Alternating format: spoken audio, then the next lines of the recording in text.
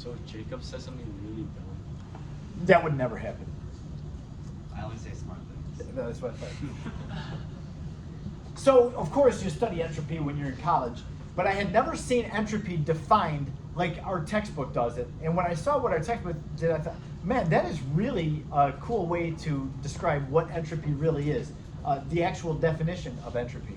So I'm going to do the same thing that the book does. You can look through the book. They have this, I believe that I got that picture from the book. We have two containers that are connected to each other through this little channel, and we assume that the valve that can be closed is open, so that any gas that's in this container, this strange shaped container, can travel from the left bulb to the right bulb through that little passageway. Now, if we have 4 gas particles inside of this container, so I'm going to show you the 4 gas particles first before they're even in the container. And there's a reason I'm doing this. We have a black gas particle, a red gas particle, green, and blue. So 4 gas particles, they're going to be inside of this container. Keep in mind, it doesn't really look like it, but the valve between these two is open. So the particles can travel in here. Okay, now what I'm going to do is, and at first this is not going to make any sense, but you'll catch on to it. Everybody will be very much with me by the end. There are different possibilities, possible ways that these 4 particles can be arranged in this strange container.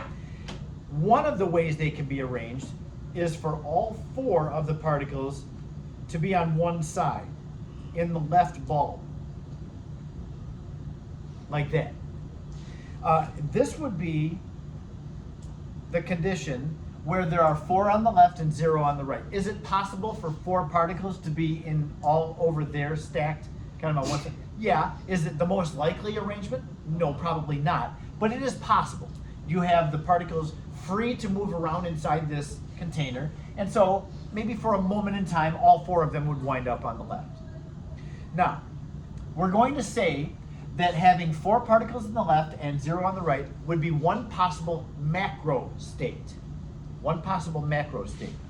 On the next slide, if you just jump to the next slide, you'll see that there are 5 possible macro states. The one in which there's 4 on the left and 0 on the right, though, will be the first of the macro states. Now, how many ways can we possibly arrange, I'm trying to get back now, come on, there. How many different ways can we arrange having 4 on the left and 0 on the right? Only one way, and that's to put all 4 particles on the left. So when we fill out these blank spaces, 4 particles on the left and 0 on the right means that there's only one possible arrangement, and that's for all 4 to be on the left. Let's take a look at another example, and then you'll start to catch on. You'll take that like, what are you saying that for?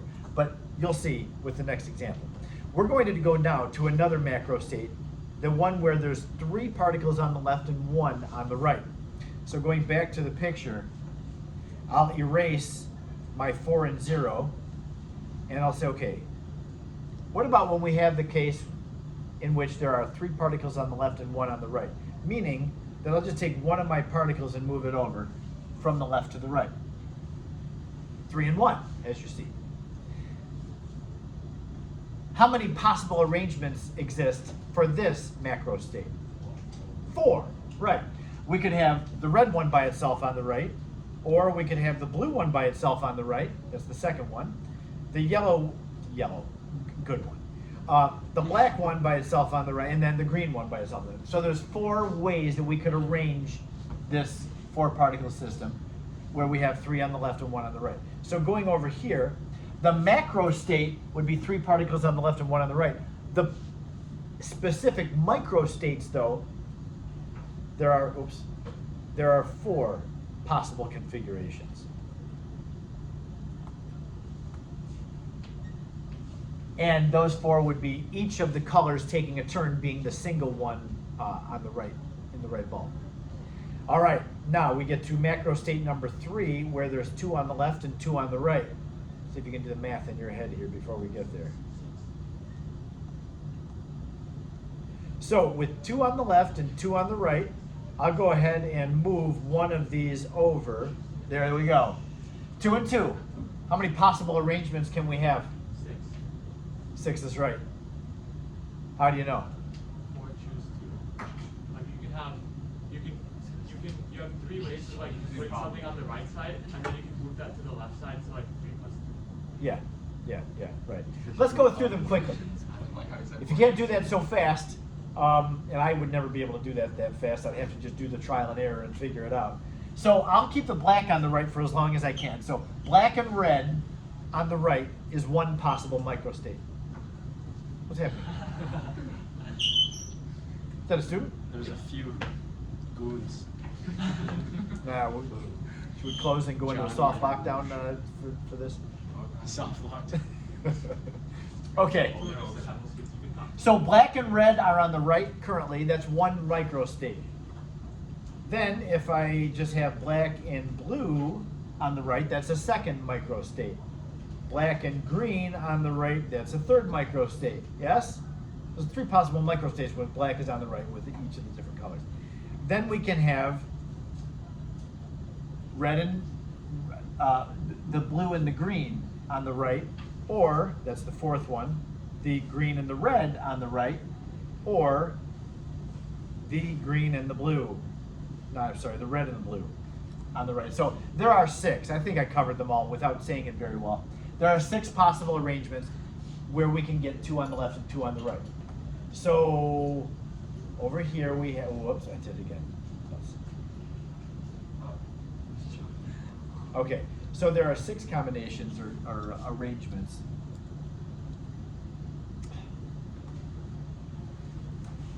With a macro state, 2 on the left and 2 on the right. Now going to the 4th micro state, macro state, that's the condition where there's 1 particle on the left and 3 on the right. So going over here, 1 on the left and 3 on the right might look like that. And then we would have 1 there and 3 there. How many arrangements can we have for this macro state? 4, each color taking a turn being on the left now. Yep. Then finally, for 0 on the left and 4 on the right, we're covering every possible macro state. How many different arrangements are there? 1. There's just 1, and that's to put all the particles in the right bulb. Okay, now, let me ask you this. If we have this shape of container, and there are actually 4 visible gas particles in it, if I have the 4 over here and I'm not looking, for one brief moment in time, if I look at the container and then look away, what do you think I'm going to see? Most likely I'll see 2 and 2. You think? Why? Because there's more. That's the highest probability, right? That's the most likely arrangement for the particles to be in. With the most microstates, you have what we call, the term that we use is the microstate 3 there has the highest positional probability, meaning you can have the most positions for microstate 3. And so there was a guy whose name was Ludwig Boltzmann.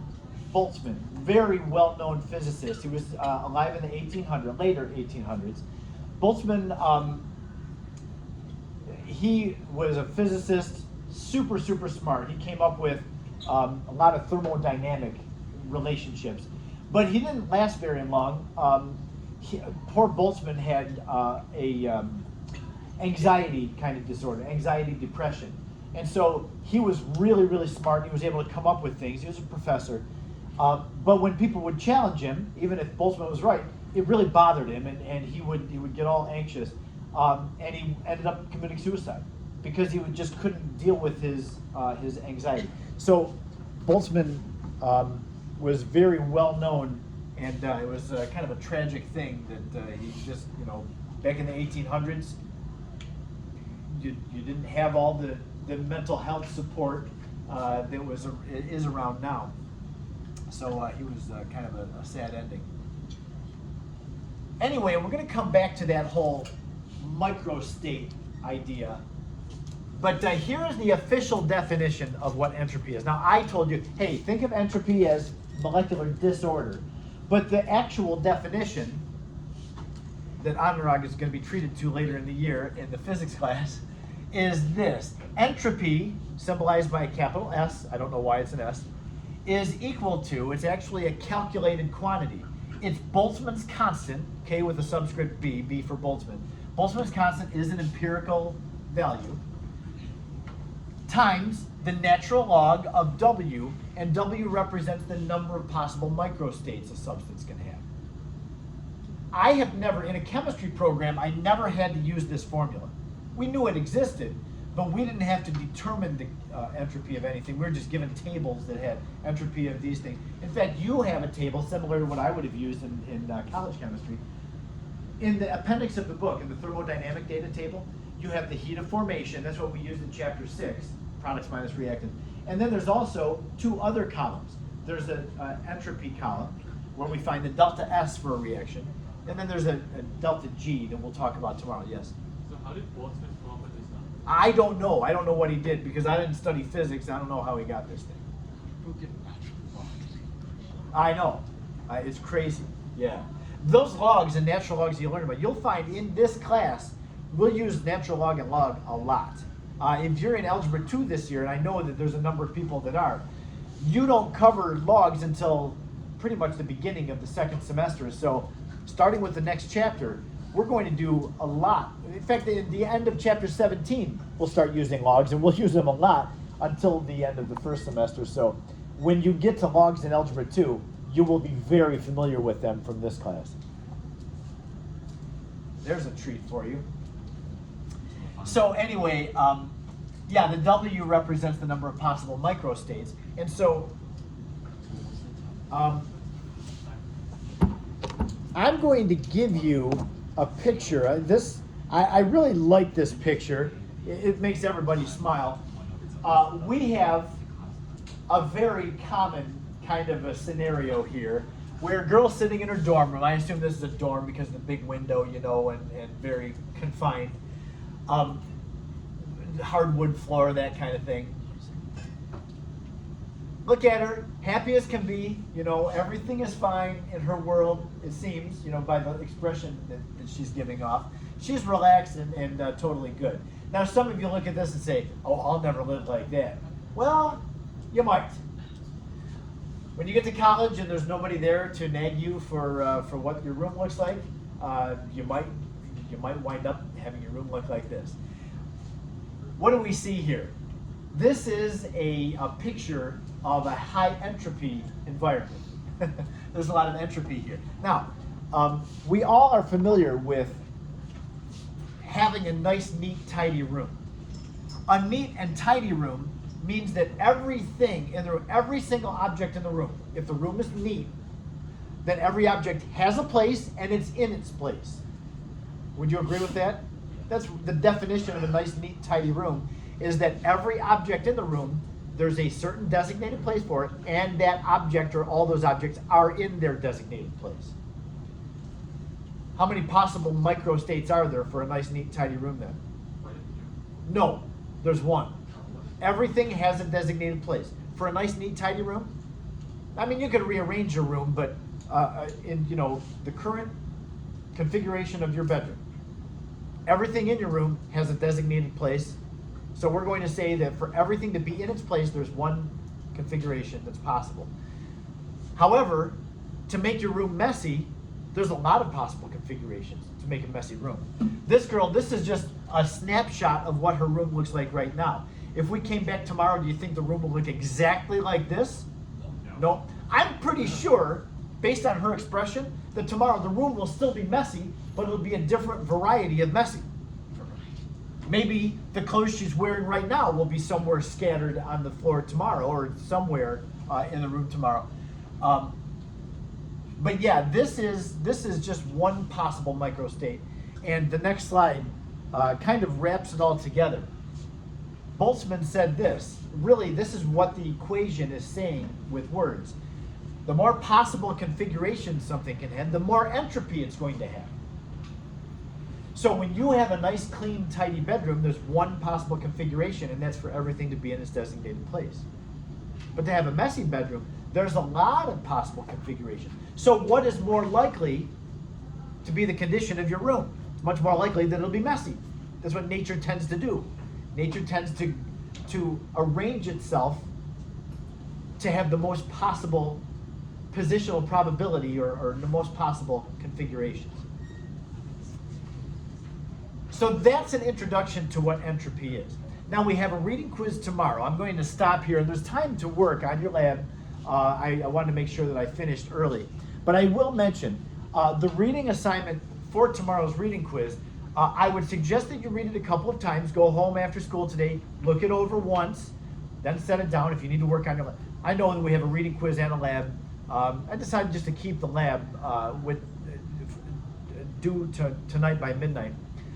I was just glad that none of your other classes are important enough that you would be able, or that you wouldn't be able to just do all chemistry tonight and just leave those other classes. There's nothing important happening in those. So, just that is a joke. But we will have that reading assignment, and part of the reading assignment is this. I'll just flash this last slide at you today. We're not going to do anything with it, but be aware that we'll look at what happens with the entropy of the system. What is the delta S? How does the entropy change as the reaction happens, which is the system? Also, the system changing is going to cause the entropy of the surroundings around the system to change. And so we're going to have to deal with both of these and how they're related, as well as the system and the surroundings will comprise the universe. We'll have to look at what happens with the delta S of the universe. So all three of these delta S terms are going to matter. They're going to be important. And we'll look at, and there will be calculations tomorrow, not difficult calculations. It's just one thing you'll have to calculate. But know that you'll need a calculator on the quiz tomorrow. And it's that thing that we'll have to calculate. So that's what you'll see tomorrow. You can go ahead and work on your lab now if you have any questions for me. I did want to mention too, I know I sent the Schoology update, but I'll mention it again. Your particle drawing does not have to include both reactions. Just choose one of the reactions and do a particle drawing for it, whichever you choose.